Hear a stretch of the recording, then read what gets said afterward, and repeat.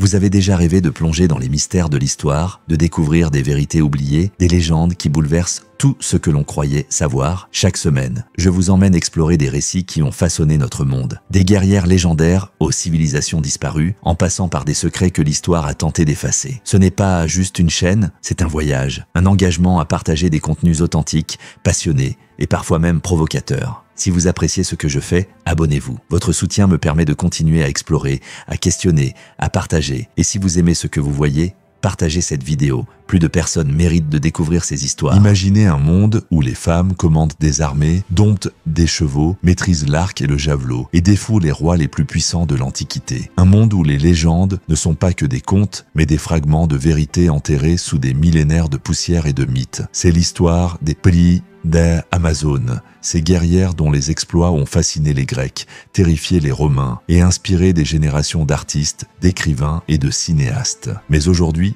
les découvertes archéologiques bouleversent tout ce que nous pensions savoir. Et si les Amazones n'étaient pas seulement des créatures de l'imaginaire, mais des femmes bien réelles qui ont marqué l'histoire de l'humanité, revenons au cœur des steppes russes kazakhes, là où, dans les années 1990, des chercheurs ont mis au jour plus de 150 tombes datant de l'âge du fer. Ce qui semblait être un site banal d'un point de vue archéologique s'est transformé en une révélation fracassante. Tous les squelettes exhumés étaient féminins. Ces femmes, âgés de 10 à 45 ans, étaient enterrés avec leurs armes, arcs, flèches, javelots, haches et même des chevaux, symboles de statuts guerriers. Leurs os portaient des traces de blessures de combat, fractures guéries, pointes de flèches fichées dans les vertèbres, crânes fracturés. Ces marques ne laissent aucun doute. Ces femmes ont combattu, saigné et peut-être même vaincu. Mais qui étaient-elles? Les Grecs anciens les appelaient Amazones. Un terme aux origines mystérieuses. Selon Hérodote, elles descendaient d'Arès, dieu de la guerre, et vivaient dans une cité légendaire près de la mer Noire. Leur société,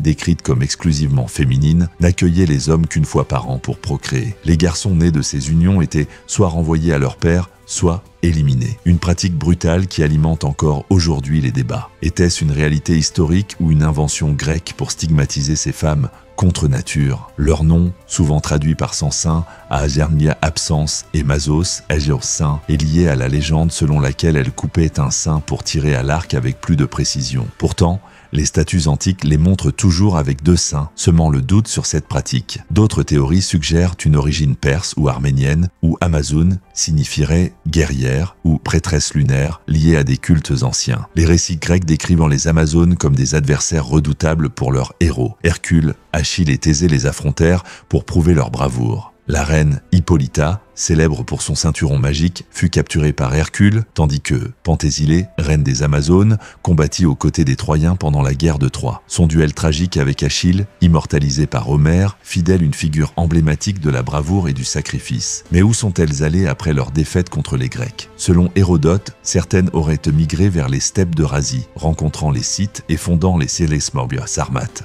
Un peuple où les femmes continuaient à combattre. Les découvertes archéologiques en Russie et au Kazakhstan confirment que des femmes guerrières existaient dans cette région entre le 5e et le 4e siècle avant Jésus-Christ, exactement là où Hérodote situait les Sarmates. Leurs descendants, vivant encore aujourd'hui dans des sociétés égalitaires, perpétuent des traditions étonnantes. Une jeune fille doit tuer un homme avant de se marier, héritage peut être lié à leurs ancêtres Amazones. L'histoire des Amazones traverse les continents. En 1541, l'explorateur espagnol Francisco de Orellana baptisa le fleuve sud-américain Amazone après avoir été attaqué par des guerrières indigènes. Inversement, c'est le peuple qui donna son nom au lieu, illustrant comment le mythe a voyagé bien au-delà de la Grèce antique. Mais pourquoi les Grecs ont-ils inventé ces récits? Certains historiens pensent que les Amazones incarnaient leur peur et leur fascination face à des sociétés matrilinéaires ou guerrières inconnues. D'autres suggèrent que les Grecs ont mal interprété des tribus masculines aux cheveux longs comme des femmes, transformant un malentendu en légende. Pourtant, les découvertes récentes, comme les tombes de femmes armées en Asie centrale, suggèrent qu'un fondement historique existe peut-être derrière la légende. Aujourd'hui, les débats continuent. Les Amazones sont-elles des figures réelles ou symboliques? La génétique et l'archéologie moderne pourraient bientôt trancher. En attendant, leur histoire nous rappelle que les frontières entre mythe et réalité sont parfois plus minces qu'elles n'y paraissent. Et vous, chers lecteurs, que croyez-vous? Les Amazones sont-elles des héroïnes oubliées de l'histoire ou des créations de l'esprit humain, éternellement immortelles dans notre imagination?